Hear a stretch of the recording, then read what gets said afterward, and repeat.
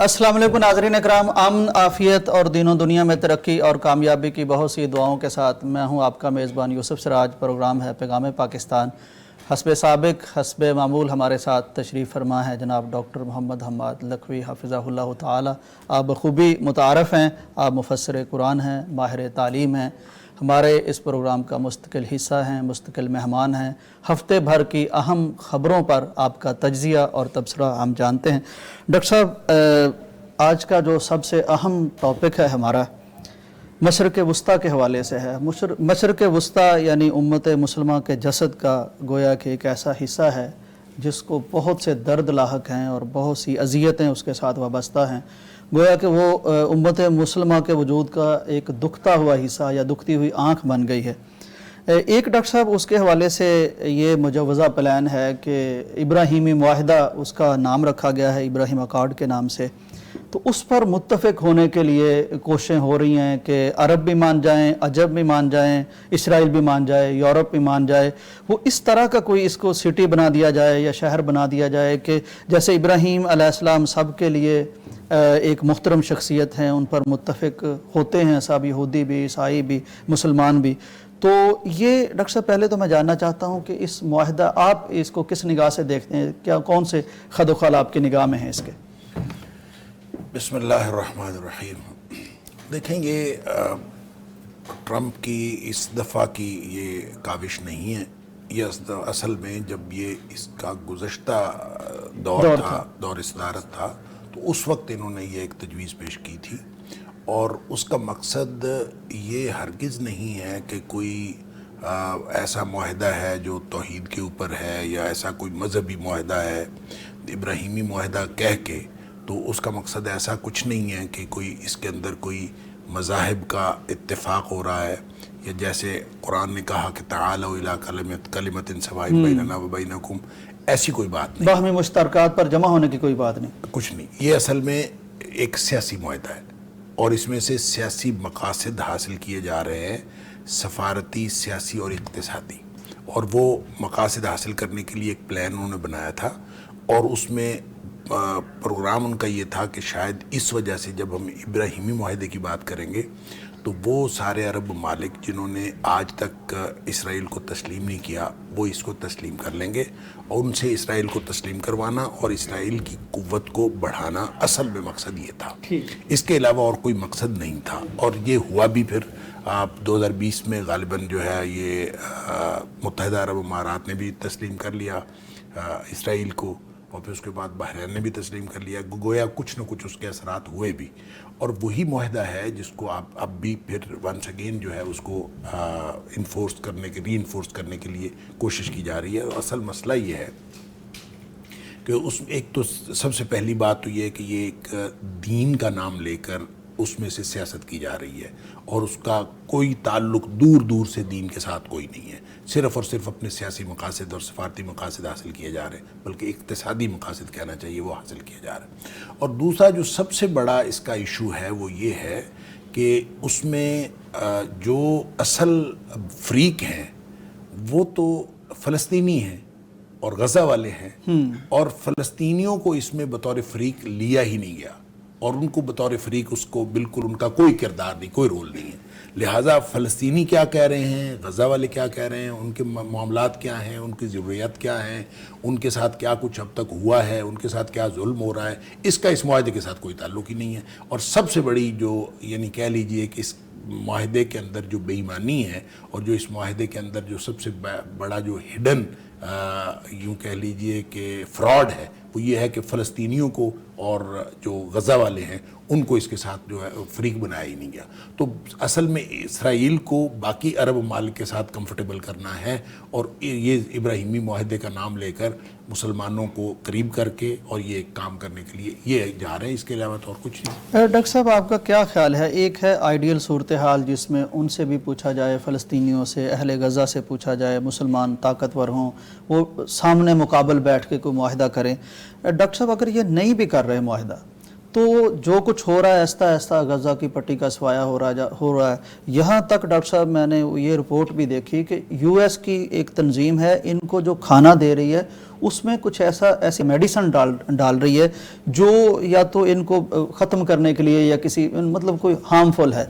Doctor صاحب ایک یہ صورتحال ہے, ایک یہ ہے کہ چلو جو عارضی طور پر نظر آ رہا ہے کہ 2 ریاستی حل پر اگر متفق ہو جاتے ہیں, نام کوئی بھی رکھیں اس کے اندر کچھ ہو, ان کو کوئی وقتی طور پر ریلیف مل جائے, مل تو ویسے بھی نہیں رہا. آپ کا کیا خیال ہے؟ نہیں, میرا خیال ہے کہ جو ہم اس میں ایک خوش فہمی رکھتے ہیں نا کہ یہ تسلیم کر لینے سے ان کو ریلیف مل جائے گا, وہ پھر بھی نہیں ملنا. ٹھیک, یہ ایسا ہرگز نہیں ہے کہ ان کو ریلیف اس میں سے کوئی مل جائے گا. کوئی ریلیف دینے کا کوئی پروگرام نہیں ہے, نہ امریکہ کا نہ اسرائیل کا. اور یہ دونوں اصل میں اس طرح سے ملے ہوئے ہیں, انہوں نے ان کا اصل مقصد جو ہے فلسطینیوں اور غزہ کا صفایا کرنا ہے. ضرورت اس امر کی ہے کہ سارے مسلمان وہ پیچھے کھڑے ہوئے ہوں فلسطینیوں کے, اور پھر کوئی معاہدہ کیا جائے اور جس میں وہ فریق بھی ہوں اور ان کو وہ بینیفیشری بھی ہوں. اور اگر وہ بینیفیشری ہوں گے تو پھر ایسا معاہدہ کیا جا سکتا ہے. اس کا نام آپ ابراہیمی معاہدہ رکھ لیں یا اس کا کوئی بھی نام رکھ لیں, اور اس کو سیاست کے نام پر یعنی دین کے نام پر سیاست کر لیں, کچھ بھی کر لیں, لیکن جو اصل فریق ہے اس کو تو آن بورڈ لیں اور اس کی رضامندی تو لیں, اور اس کے بینیفٹ کا خیال رکھیں, اس کے فائدے کا خیال رکھیں. اگر ایسا کوئی معاہدہ ہوتا ہے تو پھر واقعتاً کر لینا چاہیے جس میں ان کا فلسطینیوں کا فائدہ ہوتا ہو. لیکن اس معاہدے میں جو اس کے خد و خال اب تک سامنے آئے ہیں, قطعاً ان کا فائدہ کچھ نہیں نظر آ رہا. ڈاکٹر صاحب یہ جو آپ نے آئیڈیل صورتحال بیان فرمائی کہ امت مسلمہ پیچھے کھڑی ہو, آپ کو لگ رہا ہے کہ کوئی ہونے والا اس طرح یا ہو سکتا ہے موجودہ سیناریو کو دیکھتے دیکھیں بالکل ہو سکتا ہے. اس کی وجہ یہ ہے کہ دیکھیں جو اسرائیل کو اب تک بہت سارے مسلمان ممالک نے تسلیم نہیں کیا, اور بہت تھوڑے ممالک ہیں جنہوں نے تسلیم کیا ہے, اور جنہوں نے تسلیم نہیں کیا وہ اب تک اپنے اس موقف کے اوپر قائم ہیں.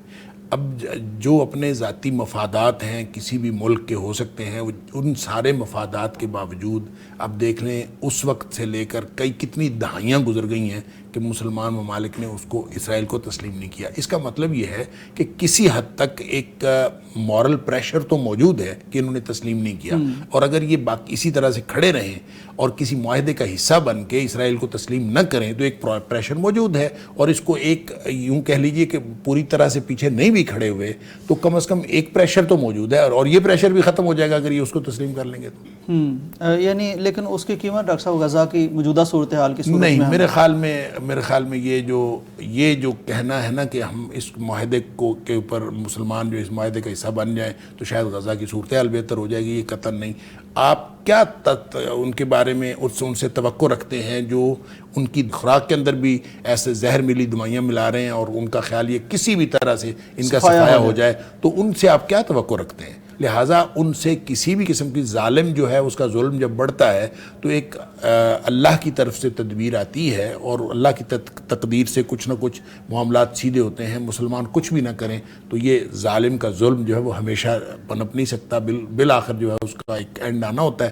تو اس کے لیے کیا ہوگا, فلسطینیوں کے لیے کیا مسئلہ ہوگا, کیسے ہوگا, یہ ہم کچھ نہیں کہہ سکتے. لیکن کم از کم مسلمانوں کو, مسلمان ممالک کو جو بھی سٹیپ لینا چاہیے وہ درست سمت میں لینا چاہیے. کسی غلط سمت میں سٹیپ لے کے وہ اپنے جو تھوڑا بہت رہتی ہے بات وہ بھی ختم نہیں کرنی چاہیے. بالکل صحیح. ڈاکٹر صاحب قائد اعظم کا موقف تو یہی تھا کہ یہ ناجائز ریاست ہے, اس کو ہم تسلیم نہیں کریں گے. پاکستان وزیر خارجہ ان کا بیان بھی میں نے سن رہا تھا ٹی وی پر, انہوں نے بات کی. ایک تو انہوں نے یہ بات کی بڑے درد کے ساتھ کہ اسرائیل کے ساتھ جو کچھ بھی ہو رہا ہے ہم سارے مسلمان ملک, وہ کہتے ہیں کہ اللہ کے سامنے جواب دینے کے لیے تیار ہو جائیں, پوچھا جائے گا. بہت بڑی غفلت ہے, مجرمانہ غفلت ہے, چھوٹ نہیں جو فلسطینیوں کے ساتھ ہو رہا ہے. انہوں نے پھر اقبال کے شعر کا ریفرنس بھی دیا. دیکھیں جب بھی کوئی ملک اپنے کھیل کی بات کرتا ہے تو وہ ظاہر ہے اپنے مفاد کی بات کرتا ہے. پاکستان اس خطے میں اپنے مفاد کی بات کرے گا کہ کس طرح سے پاکستان جو ہے وہ اس کو قوت مل سکتی ہے. لہٰذا جب آپ یہاں ایران کی صورتحال دیکھتے ہیں, شام کی صورتحال دیکھتے ہیں, ترکی کی صورتحال, اور ان سب کو دیکھیں ترکی ان ممالک میں سے ہے جنہوں نے اسرائیل کے ساتھ سفارتی تعلقات رکھے ہوئے ہیں. اور پاکستان باوجود اس بات کے کہ پاکستان نے ان کے ساتھ اسرائیل کو تسلیم نہیں کیا, ان کے ساتھ کوئی سفارتی تعلقات نہیں رکھے, اس کے باوجود پاکستان جو ہے وہ کمزور تر پوزیشن میں ہے. اور جو ترکی ہے وہ بہتر پوزیشن میں ہے.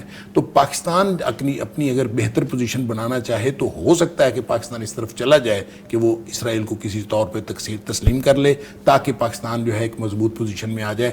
کیونکہ دیکھیں ایران جو ہے اس کے بارے میں ہمیشہ ہم شکوک و شبہات کا شکار رہے ہیں، باوجود اس بات کے کہ اس وقت جنگ ہوئی ہے اور کہنے کو یہ ایک بہت بڑی جنگ ہوئی ہے اور بہت بڑا ایک اقدام ہوا ہے ایران کی طرف سے جو انہوں نے ریٹیلیٹ کیا اسرائیلی فوجوں کو.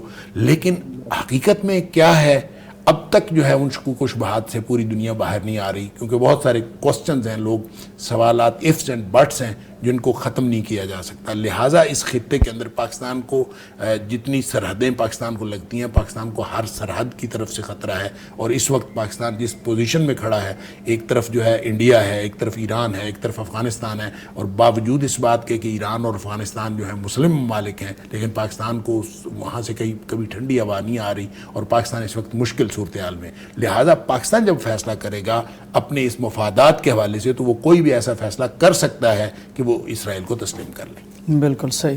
ناظرین، سب سے اہم بات ڈاکٹر صاحب نے جس کی طرف اشارہ فرمایا کہ یہ سب کچھ کیا جا رہا ہے غزہ میں اور فلسطین میں امن کے نام پر، وہاں کی زندگیاں بچانے کے نام پر، لیکن آخر میں جو نہیں بچنا وہ ان کی زندگیاں ہی نہیں بچنی.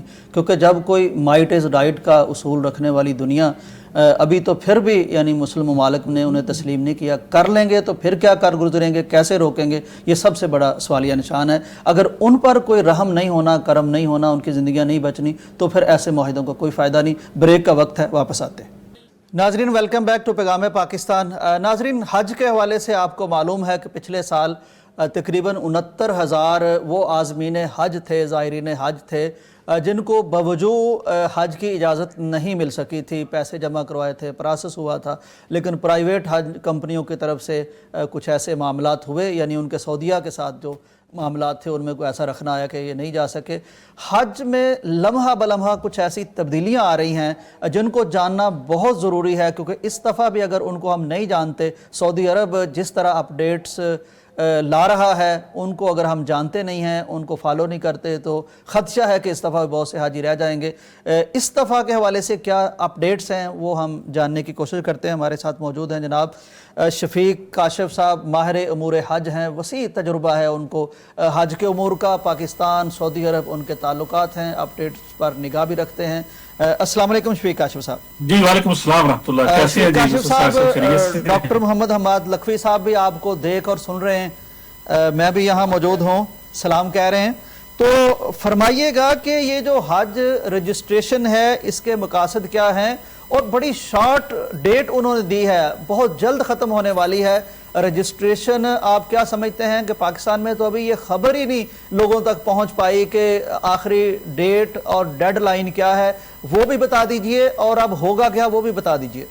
دیکھیں، اس سلسلہ میں آپ کو پتا ہے کہ اس کی وجہ بھی یہی بنی تھی کہ حج 2024 میں پاکستان نے 18,000 کا جو کوٹا تھا وہ واپس کر دیا تھا سعودی گورنمنٹ کو، اور ایسے وقت میں واپس کر دیا تھا شوال کے آخر میں جا کے کہ جب وہ کسی اور کو بھی یہ نہیں دے سکتے تھے، اور اس کی جگہ کسی اور ملک سے عازمین حج جو ہیں وہ حج کے لیے تشریف نہیں لا سکتے تھے. تو اور بھی کئی ممالک میں اس طرح کے واقعات ہوئے ہیں. اب 2025 کے حج میں آپ نے جس طرح دیکھ لیا کہ اتنی بڑی تعداد میں لوگ حج سے رہ گئے، اس کی بنیادی وجہ بھی یہی تھی. اب یہ جو نیا نظام ہے جو ابھی 9 جولائی، اصل میں یہ 15 محرم کی تاریخ سعودی گورنمنٹ نے دے رکھی ہے پوری دنیا کو کہ آپ اپنے اپنے ممالک کے اندر لوگوں کو رجسٹرڈ کریں، یا آپ کو پورا یقین ہونا چاہیے کہ کتنی تعداد میں آپ یہاں لوگ لے کے آ سکتے ہیں، لانا چاہتے ہیں، پھر اس لحاظ سے آپ کو کوٹا جو ہے وہ دیا جائے. پاکستان کا چونکہ بالکل ہی کوئی کنفرم چیز نہیں ہوتی، آپ کو جس طرح میں نے پہلے کہا کہ 2024 میں ہم نے واپس کر دیا 18,000، اور 25 میں ہمارے 65,000 67,000 یا 69,000 آپ نے کہا یہ لوگ محروم رہ گئے. تو یہ اتنی غیر یقینی کی صورتحال ہے پاکستان کے اندر. تو انہوں نے پھر یہ تاریخ دی ہوئی ہے کہ 15 محرم تک آپ ہمیں بتائیں گے کہ کتنے لوگ جو ہیں وہ پاکستان سے حج کے لیے آئیں گے یا دنیا کے دیگر ممالک کے لیے. آپ کی بات یہ بالکل صحیح ہے کہ یہ تاریخ آج 2 تاریخ ہو چکی ہے اور چند دن باقی ہیں، لیکن ابھی تک میرے خیال 9 جولائی بنتی ہے جی 15 محرم کے حساب سے.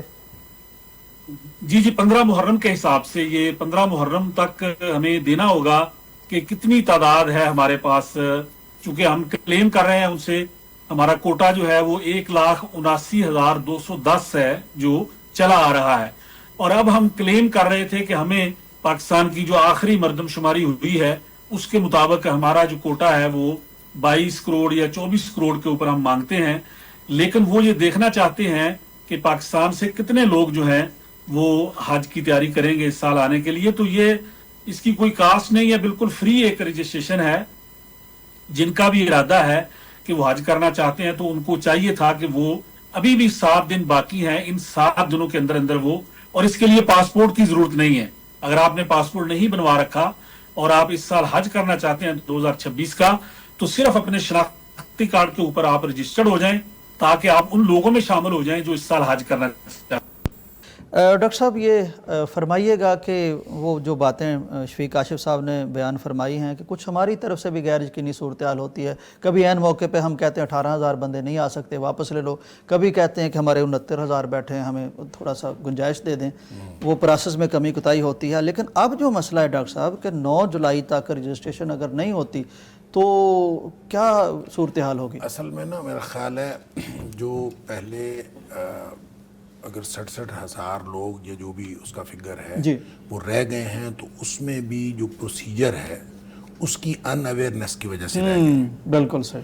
اور اب جو انہوں نے ایک بالکل نئی اپڈیٹ دی ہے کہ فوری طور پر رجسٹریشن کروائیں، اور رجسٹریشن کروانے کے بعد پھر انہی لوگوں میں سے جو لوگ حج پہ جا سکیں گے، اور جن لوگوں نے رجسٹریشن نہیں کروائی ہوگی وہ حج پہ نہیں جا سکیں گے.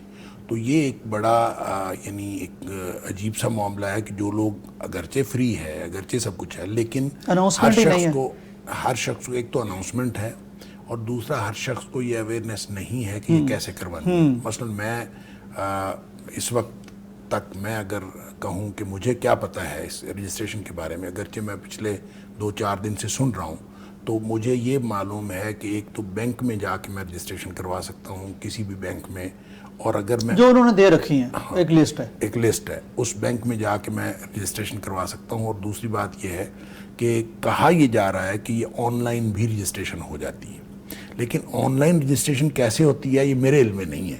تو میں تو ابھی رابطہ اگر دوبارہ بحال ہو جاتا ہے تو حافظ شفیق کاشف صاحب سے پوچھیں گے کہ یہ بتا دیں. اور میرے خیال میں اس بات کی اویئرنیس، یعنی یہ بتانا کہ رجسٹریشن کرانا ضروری ہے، اس کے ساتھ طریقہ کار بتانا بھی بہت ضروری ہے.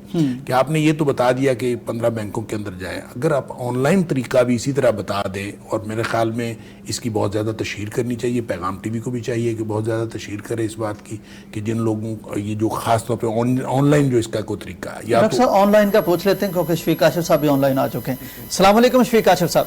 جی وعلیکم السلام ورحمۃ اللہ. شفیق کاشف صاحب بہت بڑا سوال ڈاکٹر صاحب نے یہ بیان فرمایا ہے کہ چلیے یہ خبر جہاں تک پہنچنی تھی پہنچ گئی، اب ہمارے ٹی وی کے توسط سے اور لوگ بھی جان لیں گے کہ ڈیڈ لائن بڑی قریب آ گئی ہے اور 15 بینکوں میں جا کے رجسٹریشن کروائی جا سکتی ہے، فری کروائی جا سکتی ہے، آپ نے بتایا بغیر پاسپورٹ کے کروائی جا سکتی ہے. جس کا بھی ارادہ ہے وہ جائے اور کروائے. لیکن آن لائن بھی رجسٹریشن ہو جاتی ہے، یہ کیسے ہوتی ہے؟ یہ اگر آپ بتا دیں گے تو بڑے سارے لوگ جو گھروں میں بیٹھے ہیں ان کے لیے بڑی آسانی ہو جائے گی.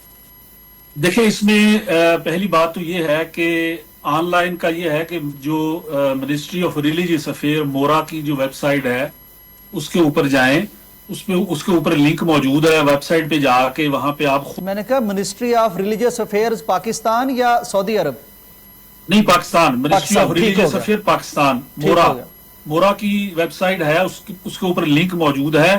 اچھا اگر آپ یہ نہیں کر سکتے تو آپ کسی بھی جو بینکس ہیں، 15 بینکس جو ان کی برانچز ہر شہر میں ہر گاؤں میں موجود ہیں، وہاں چلے جائیں، وہاں جا کے اپنے آپ کو رجسٹر کروا لیں. یا تیسرا یہ کر لیں کہ جتنے بھی پرائیویٹ حج ٹور آپریٹر ہیں پاکستان کے اندر 904 کے قریب ان کے آفس ہیں، ان کے کسی آفس میں چلے جائیں. یہ فیصلہ تو بعد میں ہونا ہے کہ آپ گورنمنٹ اسکیم سے حج کریں گے یا پرائیویٹ سے کریں گے، جس طرح بھی آپ نے کرنا ہے، یہ تو بعد کا وقت آ جائے گا پروگرام. ابھی آپ فی الحال رجسٹرڈ ہوں، اس کی کوئی فیس نہیں ہے. آپ کسی بھی آفس میں چلے جائیں پرائیویٹ حج ٹور آپریٹر کے، وہاں جا کے اپنا آئی ڈی کارڈ لے کے چلے جائیں، وہ بھی آپ کو رجسٹر کر دیں گے اس میں. ٹھیک. اچھا آپ صاحب ایک بات یہ فرمائیے کہ جی، جب جی۔ یہ رجسٹریشن ہو جاتی ہے آن لائن، مثلاً آپ نے کہا کہ مورا کی ویب سائٹ پہ جائیں تو اس کے اوپر لنک دیا ہوا ہے، تو ایک شخص جب اپنی رجسٹریشن کے لیے وہ اپنے کوائف وہاں پہ لکھ دیتا ہے تو کیسے کنفرمیشن ہوتی ہے کہ اس کی رجسٹریشن ہو گئی ہے؟ دیکھیں اس کی کنفرمیشن فوری ہو جاتی ہے، اور اس کا ایک کوڈ جو ہے اس کا وہ آپ کو مل جاتا ہے، اس کا آپ کی کہ آپ رجسٹرڈ ہو چکے ہیں۔ یہ کوئی اتنا بڑا مسئلہ نہیں ہے، آپ اس کا نہیں، اسکرین شاٹ یہ بھی لے بڑا سکتے مسئلہ ہیں ہے، اور میں وہ اس لیے کوڈ بھی کہہ اپنے رہا پاس ہوں رکھ حافظ سکتے ہیں۔ صاحب، میں نے خود مورا کی ویب سائٹ پہ جا کے اپنے آپ کو رجسٹر کرنے کی کوشش کی ہے، میں بتا رہا ہوں آپ کو، اور مجھے اس کے بعد نہ کوئی کوڈ آیا ہے اور نہ کوئی کنفرمیشن آئی ہے، اور مجھے نہیں پتا چلا کہ میں نے اگرچہ پروسیجر ان کا مکمل کر لیا، لیکن اس کے بعد مجھے یہ نہیں پتا کہ میں رجسٹرڈ ہو گیا ہوں کہ نہیں ہوا۔ میں اپنی بات بتا رہا ہوں، تو یہ کتنے لوگوں کا مسئلہ ہے اور کون کون لوگ، اگرچہ میں اپنے آپ کو پڑھا لکھا کہتا ہوں لیکن اس کے باوجود مجھے ڈاکٹر نہیں صاحب، سمجھ آ رہی۔ جی اصل میں ڈاکٹر صاحب اس میں یہ چونکہ اتنی عجلت میں یہ سارا کچھ کیا گیا، اس کے اندر ابھی تو آپ تک پہنچنے سے پہلے بھی اس کے اندر بڑی خرابیاں موجود تھیں سسٹم کے اندر، لیکن اب قدرے یہ بہتر ہو گیا۔ اب یہ شکایات جس طرح آپ نے کی ہے، اب اس طرح کی شکایات نہیں آ رہی۔ آج بھی ہم نے کافی لوگوں کو جو ہے وہ اس میں رجسٹر کیا، اور آپ کو بھی ہم کر دیتے ہیں، کوئی مسئلہ نہیں ہے۔ تو یہ انشاءاللہ شکایات اب ختم ہو گئی ہیں، اب بڑی تیزی کے ساتھ اب جیسے جیسے لوگوں، اور جس طرح اس سے پہلے پیغام ٹی وی نے بھی بڑی اچھی اس کے اوپر 2-3 دن پہلے ایک ویڈیو آئی سوشل میڈیا پہ، بڑی وائرل ہوئی، اس وجہ سے بھی لوگوں کو بڑا فائدہ ہوا کہ اب لوگوں کے اندر یہ چیز۔ اچھا، پھر ڈاکٹر صاحب سب سے اہم وہ لوگ تھے جو پچھلے سال حج سے رہ گئے، مزے کی بات ہے کہ انہوں نے بھی رجسٹرڈ ہونا ہے۔ اب وہ لوگ جنہوں نے پیسے بھی دیے ہوئے ہیں اور وہ سمجھیں کہ ہم تو ہوئے ہیں پچھلے سال کے، ہم رجسٹرڈ ہیں، ایسا نہیں ہے، ان تک بھی یہ پیغام ٹی وی کے ذریعے پیغام پہنچنا چاہیے کہ بھئی آپ لوگوں نے بھی رجسٹرڈ ہونا ہے، آپ نے جہاں پیسے دے رکھے ہیں وہاں پہنچیں اور جا کے اپنی تسلی کریں، انہیں کہیں جی ہمیں اس میں رجسٹرڈ کریں، اور رجسٹر کرنے کے بعد ہمیں اس کا اسکرین شاٹ بھی دیں تاکہ ہمیں کنفرم ہو جائے کہ ہم اس کے اندر رجسٹرڈ ہو چکے ہیں۔ بالکل صحیح ہے، 9 جولائی سے پہلے ہونا پڑے گا۔ شفیق کاشف صاحب، یہ فرمائیے گا کہ جو عازمین حج ہیں، کہا گیا تھا سینٹ کی قائمہ کمیٹی کی طرف سے کہ انہیں پیسے واپس ملیں گے، یہ کب سے ملنے شروع ہو جائیں گے؟ دیکھیں اس میں سینٹ کی قائمہ کمیٹی جو ہے اس نے اس حوالے سے ایک اپنا فیصلہ دیا کہ جی جو حجاج نہیں جا سکے تھے ان کے پیسے واپس دیے جائیں۔ میں یہ سمجھتا ہوں کہ یہ فیصلہ بھی جو ہے یہ کوئی مناسب نہیں ہے، پتہ نہیں یہ کس لیول پہ جا کے یہ فیصلہ ہوا۔ اب دیکھیں کہ جن لوگوں نے پیسے دیے ہوئے تھے، اگر اب 9 جولائی لاسٹ ڈیٹ ہے، اس کے بعد پھر اگست کے آخر میں آپ نے وہ دوبارہ حج 2026 کی جو پیمنٹیں ہیں وہ کرنی ہے۔ اب سینٹ کی قائمہ کمیٹی کہتی ہے جی 15 اگست تک لوگوں کو پیسے واپس کر دیے جائیں منگوا کے۔ تو میرے خیال میں یہ منگوانے اور لینے دینے میں ہی یہ پروسیس جو ہے مکمل ہو جائے گا۔ تو اس میں کچھ لوگ وہ بھی چاہ رہے ہیں، جو چاہتے ہیں کہ یہ لوگ جو 65,000 جن کے پیسے گئے ہوئے ہیں، ان کے پیسے واپس آ جائیں اور یہ بھی سب لوگوں کی طرح برابر ہو جائیں پھر اس سال۔ تو میں یہ سمجھتا ہوں کہ یہ نئی پیسے واپس ہونے چاہیے۔ ہاں، وہ لوگ جو اب چاہتے ہیں کہ وہ اس سال حج کرنا ہی نہیں چاہتے، جانا نہیں چاہتے، بعض ان کی کوئی ناگزیر وجوہات ہیں، ان کے تو پیسے واپس آنے چاہیے۔ لیکن جو لوگ حج 2026 کرنا چاہتے ہیں اور 25 سے محروم رہ گئے تھے، میں یہ سمجھتا ہوں کہ پہلا حق ان کا بنتا ہے کہ وہ اس سال حج پہ جائیں انہی پیسوں میں۔ یعنی ان کو چاہیے شفیق کاشف صاحب کہ سب سے پہلے تو وہ اپنے آپ کو رجسٹر کروا لیں، پیسے کب ملتے ہیں کب نہیں ملتے یہ مسئلے بعد میں بھی حل ہو جائیں گے۔ وہ پچھلے ہوں موجودہ ہوں، جو بھی حج کا ارادہ رکھتا ہے وہ پہلی فرصت میں یا تو بینک پہنچے یا اپنے اس آپریٹر کے پاس پہنچے جو حج ٹور آپریٹر ہے، اور فوراً اپنے آپ کو رجسٹر کروا لیں۔ بغیر پاسپورٹ کے ہو رہا ہے، بغیر پیسوں کے ہو رہا ہے، آئی ڈی کارڈ صرف لے کے جائیں اور کروا لیں۔ آخری سوال ہے جی کہ زائرین اب 3 ماہ کے لیے جو جاتے ہیں وہاں کیا ان کو ہوٹل کی بکنگ بھی 3 ماہ کے لیے کروانی پڑے گی؟ ظاہر ہے انہوں نے ٹریول کرنا ہوتا ہے، ادھر ادھر جانا ہوتا ہے، تو اس میں کوئی کیا صورتحال کا سامنا کرنا پڑے گا انہیں؟ دیکھیں اس سلسلہ میں ایک بڑی سہولت جو سعودی گورنمنٹ نے دے رکھی ہے کہ عمرہ ویزا جو ہے اب وہ 90 دن کے لیے جاری ہوتا ہے، اس کے اندر کوئی تبدیلی نہیں ہے۔ اس وقت جو مارکیٹ کے اندر چیزیں چل رہی ہیں، جو افواہیں چل رہی ہیں اس کے اندر کوئی تبدیلی نہیں کی گئی، اور وہ لوگ ہمارے تارکین وطن جو پاکستانی ہیں یا دیگر ممالک کے سعودی عرب میں موجود ہیں، وہ اپنے پیرنٹس کو بلاتے ہیں، بچوں کو بلاتے ہیں، ان کو اب بھی بلانے کی اجازت ہے۔ اس سلسلہ میں صرف یہ کہا گیا ہے کہ وہ لوگ جو عمرہ ویزا پہ آئیں اور 90 دن تک رہنا چاہتے ہیں، وہ ہوٹل نہیں لینا چاہتے وہاں، تو وہ جہاں پہ انہوں نے رہنا ہے وہ بندہ وہاں لیگل ہونا چاہیے، اس کے پاس وہاں کا اقامہ ہونا چاہیے، سعودی کمپنی کو وہ اپنا اقامہ فراہم کرے، اس کے لیے ایک پروفارما جو ہے وہ ترتیب دے کے سعودی عرب کی جو اسپانسر کمپنی ہیں جو ویزا اسپانسر کرتی ہیں انہوں نے مہیا کر دیا ہے کہ وہ لوگ جو ہوٹل کی بکنگ کے بغیر آنا چاہتے ہیں وہ پھر اپنی رہائش جو ہے اس کا ثبوت جو ہے وہ سعودی کمپنی کو فراہم کریں گے کہ وہ کس جگہ پہ قیام چلیں، پذیر ہیں، یہ بڑی اچھی تاکہ خبر آپ نے بتائی جی، ماشاءاللہ۔ وہ لوگ جن کے وہاں کوئی واقف پہلے سے موجود ہیں، وہ اگر ان کے پاس رہنا چاہتے ہیں تو سعودی عرب سہولت دیتا ہے کہ ہوٹل کی بکنگ کے بغیر وہ ثبوت دے کر، رہائش کا مصدقہ ثبوت، تو وہ وہاں جا سکتے ہیں۔ بہت شکریہ جی، آپ کے وقت کا، بڑی قیمتی باتیں آپ نے بتائیں۔ ناظرین کرام، بریک کا وقت ہے، واپس آتے ہیں۔ ناظرین ویلکم بیک ٹو پیغام پاکستان۔ ناظرین، اس وقت ہمیں مونسون کی بارشوں کا سامنا ہے۔ بارشیں تو رحمت ہوتی ہیں، لیکن جب ہم جیسے ممالک پر یہ برستی ہیں تو نہ جانے ہماری اپنی کرتوتوں کے باعث کیوں یہ زحمت بن جاتی ہیں۔ ہر جگہ سے بہت سی ایسی اطلاعات آ رہی ہیں جن میں بارشوں سے ہونے والے نقصانات میں جانی نقصان سامنے آ رہا ہے، انسانی جانوں کا ضیاع سامنے آ رہا ہے۔ سب سے بڑا واقعہ ہم نے دیکھا KPK میں سوات کے دریا کے موقع پر، اور وہ تو یعنی ہماری روحوں کو جھنجھوڑ گیا کہ کس طرح گھنٹہ ڈیڑھ گھنٹہ وہاں ایک فیملی بیچاری، بچے، خواتین، مرد، وہ موت کو اپنی طرف بڑھتے ہوئے اور دریا کو اپنے لوگ نگلتے ہوئے دیکھتے رہے۔ تو بہرحال پورے پاکستان میں بھی اس طرح کی چیزیں سامنے آ رہی ہیں۔ تو ہمارے ساتھ ایک ایکسپرٹ موجود ہیں، ظفر اقبال وٹو صاحب۔ وٹو صاحب کا پانی کے حوالے سے انٹرنیشنلی بڑا کام ہے، پاکستان میں بڑا کام ہے، بڑا ملٹیپل کام ہے۔ آپ نے یعنی خاص طور پر جو ایک کام متعارف کرایا ہے کہ زمین کو اس کا پانی واپس دیا جائے، یہ آپ کا بڑا خاص کام ہے۔ ہمارے ساتھ لائن پر موجود ہیں، جاننے کی کوشش کرتے ہیں کہ یہ پری مونسون کلائمیٹ چینج کی وجہ سے اس کا ہمیں سامنا ہے، لیکن اصل بات یہ جانتے ہیں کہ یورپ یا جدید دنیا ایسے مسائل کا کس طرح حل نکالتی۔ السلام علیکم جی وٹو صاحب۔ جی وعلیکم السلام۔ وٹو صاحب، یقیناً آپ اگرچہ ترقی یافتہ ممالک میں ہیں، یورپ میں ہیں، لیکن اپنے ملک کو بھولے نہیں ہوں گے۔ یہاں جو حادثات اس برسات کی وجہ سے، ارلی برسات کی وجہ سے ہمیں دیکھنے کو مل رہے ہیں، وہ آپ جان رہے ہوں گے، دیکھ رہے ہوں گے۔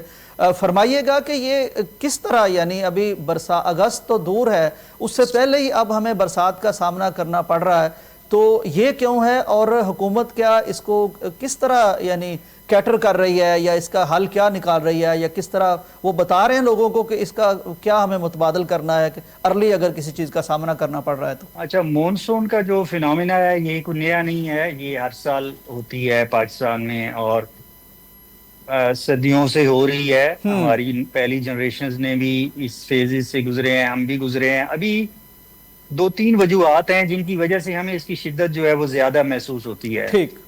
پہلی وجہ تو یہ ہے کہ آبادی کا دباؤ بہت زیادہ ہو گیا ہے، جس کی وجہ سے جو پانی کے گزرنے کے قدرتی راستے ہیں ہم نے ان کو بند کر دیا ہے، آبادیاں اس میں بنا دی ہیں، سڑکیں بن گئی ہیں، رکاوٹیں آ گئی ہیں، تو ظاہر ہے پانی نے کہیں نہ کہیں سے تو نکلنا ہوتا ہے، اور جب اس کو رکاوٹ ملتی ہے تو وہ اس کی وجہ سے اس کی شدت اور زیادہ بڑھ جاتی ہے سیلاب کی، بہاؤ میں تیزی آ جاتی ہے۔ ایک تو یہ بہت بڑا فیکٹر ہے۔ نمبر 2، ہم نے جنگلات کا کٹاؤ بڑی تیزی سے کیا ہے، ہمارے درخت بڑی تیزی سے غائب ہوئے ہیں، سبزہ بہت تیزی سے غائب ہوا ہے، جس کی وجہ سے ہمارا جو موسم ہے اس پہ بڑے اثرات پڑے ہیں۔ بارش ہوتی ہے تو اس کے بعد پھر سارا زمینی کٹاؤ اور لینڈ سلائیڈ اور مٹی اور یہ تودے اور یہ چیزیں شروع ہو جاتی ہیں جو کہ پہلے درخت اور سبزے کی وجہ سے کنٹرول میں تھیں۔ تیسرا جو ہے، ہماری آبادی بڑھنے سے ڈیفینیٹلی جو رہائشی ریکوائرمنٹس ہیں، جیسے کنکریٹ کے جنگل ہم ایک لفظ استعمال کرتے ہیں، شہر جو ہمارے بن گئے ہیں اور ان میں اسفالٹ کی سڑکیں بچھ گئی ہیں،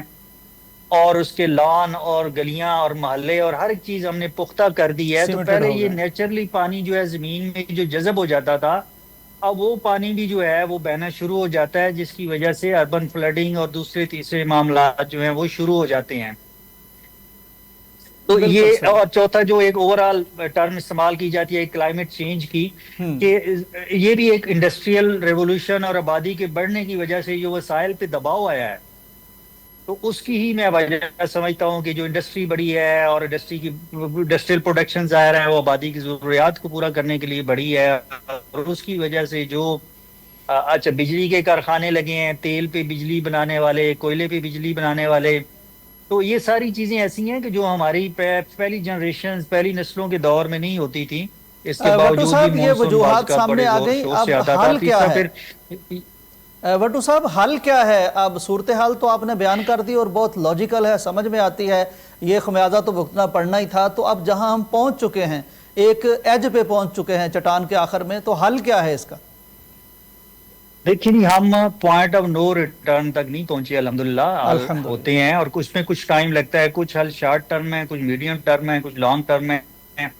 لانگ ٹرم میں تو ہم نے یعنی ایسی پالیسیز بنانی ہیں اور اپنی جو ہے ایسی آبادیوں کے سسٹم بنانے ہیں، لینڈ یوز کے سسٹم بنانے ہیں، پلاننگ کے سسٹم بنانے ہیں کہ ہمارا جو ہے یہ سبزہ واپس آ جائے، درخت واپس آ جائیں، دریاؤں میں پانی کی کوالٹی بہتر ہو جائے، انڈسٹریوں کے اوپر چیکس اینڈ بیلنس کے نظام ہو جائیں تاکہ وہ ہمارے جو پانی ہے وہ پولوٹ نہ کریں، وہ فضا میں بہت زیادہ دھواں اور زہریلی گیسیں نہ چھوڑے۔ یہ تو لانگ ٹرم میں چیزیں ہیں۔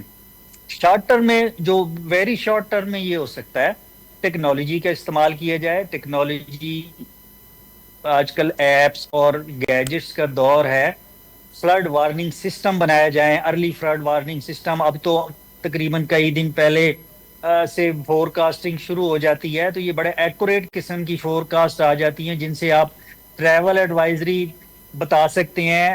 دریاؤں کے جو فلڈ پلین ہیں ان کی میپنگ کی ہوئی ہے حکومت نے، وہ ساری ایپس پہ موجود ہوں، پتہ ہو کہ جی اگر اتنا پانی آ رہا ہے تو اس کا مطلب ہے ان ایریاز میں نہیں جانا چاہیے یا بالکل ان ٹھیک۔ ایریاز سے نکل جانا چاہیے۔ تو یہ ایک سوشل میڈیا بھی اس کام کے لیے بڑا ہم افیکٹولی استعمال کر سکتے ہیں۔ اسکولوں کالجوں میں کمیونٹی لیول پہ اویئرنیس سیشن ہونے چاہیے مونسون سیزن سے پہلے، جس طرح ہم ڈینگی کی تیاریاں کرتے ہیں اور اس پہ الحمدللہ ہم نے کافی اچھے طریقے سے قابو پا لیا ہے۔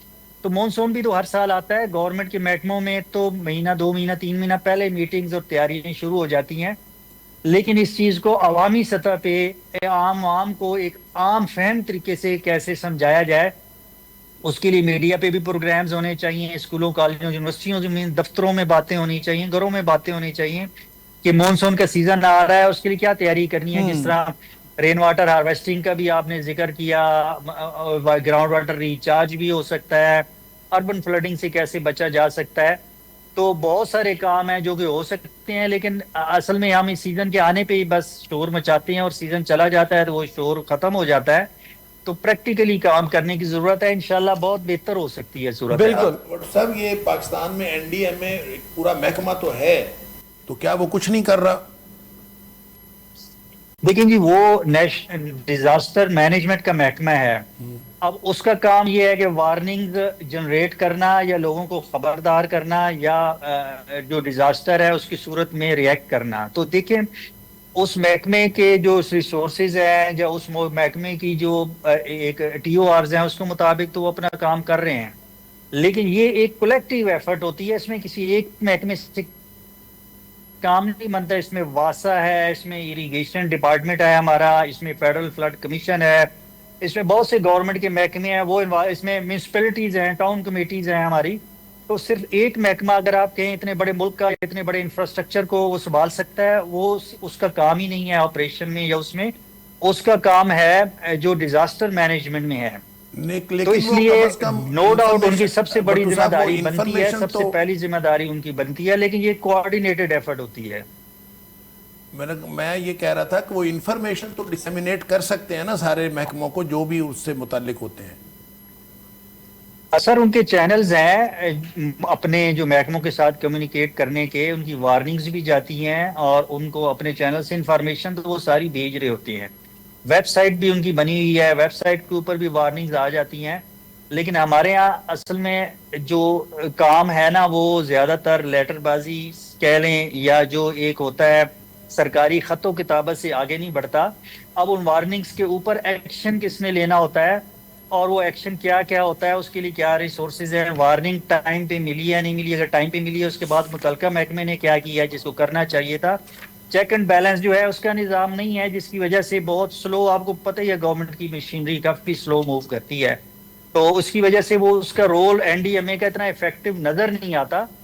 لیکن وہ اپنے چینل سے کمیونیکیٹ کر رہے ہوتے ہیں سارے محکموں کو، واسا کو بھی چیزیں جا رہی ہوتی ہیں، اریگیشن جی کو بھی وٹو جا رہی صاحب ہوتی ہیں. بہت شکریہ، بہت شکریہ. بات سمجھ میں آ گئی کہ اطلاع دینے والے تو دے رہے ہیں، لیکن بات عمل کرنے والوں کی ہے کہ وہ ایگزیکیوشن کی طرف کس طرح جا رہے ہیں، کیسے جا رہے ہیں. بہت شکریہ آپ کے وقت کا، بڑی قیمتی آراء تھیں، بڑی قیمتی تجاویز تھیں آپ کی.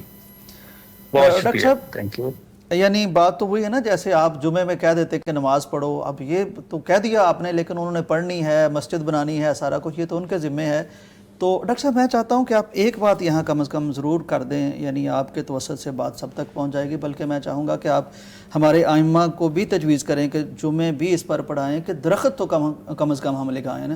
ساون کا مہینہ ہے یا جو دیکھیں یہ شجرکاری کے حوالے سے میرا نہیں خیال کہ کوئی اب کوئی اویئرنیس میں کوئی کمی ہے، اور اس میں علماء بھی اپنا کردار ادا کر رہے ہیں. ہم نے بھی، میں تو کم از کم سالانہ جمعہ شجرکاری پہ پڑھاتا ہوں، ماشاءاللہ. اور پچھلے 2-3 سال سے ہم یہ چلتے ہیں، اور مختلف علماء میرے خیال میں پڑھاتے ہیں، اور اس میں کوئی کمی نہیں رہی اور اویئرنیس ہے. لیکن ڈاکٹر صاحب لاہور کو سرسبز ہونا چاہیے، جگہ ہیں سڑکوں پر، لگنا چاہیے، ہو نہیں رہا یہ کام. تو بہرحال یہ دیکھیں اس میں کوئی پرائیویٹ جو آرگنائزیشنز ہیں وہ تو کام کر رہے ہیں، تو اصل میں تو ایل ڈی اے کو کام کرنا چاہیے، اور جتنا زیادہ گورنمنٹ کی مشینری کام کر سکتی ہے اتنے پرائیویٹ لوگ تو کام نہیں کر سکتے. تو گورنمنٹ کی مشینری، اور میں یہ سمجھتا ہوں کہ جو ہم جس کی بات کی، جو حادثہ ہوا سوات کے اندر، تو اگر این ڈی ایم اے نے اطلاع دی ہوئی تھی متعلقہ محکموں کو، تو وہاں پہ جو بھی انتظامیہ تھی، لوکل انتظامیہ، وہ ذمہ دار ہے اس بات کی کہ ان کو وہاں پہ اطلاع دینی چاہیے تھی، اور وہاں پہ کم از کم ایک آدمی کھڑا ہوتا اور وہ ان کو اطلاع دے دیتا کہ یہاں پہ جو ہے وہ سیلاب آنے والا ہے اور کسی بھی وقت آ سکتا ہے، تو کوئی یہاں پہ نہ جائے.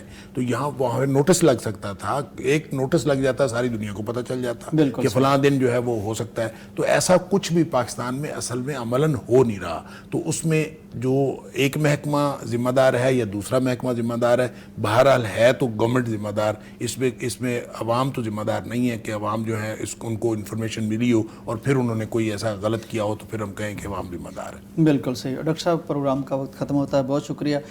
ناظرین بات یہ ہے کہ عمل کی طرف آنا پڑے گا. ہم اے سی لگا رہے ہیں گھروں میں، اور ہم سڑکیں سیمیٹڈ کر رہے ہیں، گھر سیمیٹڈ کر رہے ہیں، آتش کا، گرمی کا بندوبست کر رہے ہیں، لیکن درخت نہیں لگا رہے جو موسم کو ٹھنڈا کر سکتے ہیں، آکسیجن فراہم کر سکتے ہیں، فضا کو صاف کر سکتے ہیں. ہم اپنی ہی تباہی کی طرف جا رہے ہیں. خدا کے لیے ہر شخص کم از کم اپنے حصے کا ایک درخت کہیں نہ کہیں لگا کے اس کی حفاظت کرے. ایل ڈی اے اس میں توجہ کرے، حکومت اس میں توجہ کرے. ہم کس طرف جا رہے ہیں، عمل کی بات ہے، اویئرنیس سب کو پتہ ہے کیا چاہیے، درخت، شجرکاری، باقی چیزیں. بہرحال پروگرام کا وقت ختم ہوتا ہے، اجازت دیجیے، اللہ حافظ. پاکستان کا مطلب کیا؟ لا الہ الا اللہ. پاکستان کا مطلب کیا؟ لا الہ الا اللہ.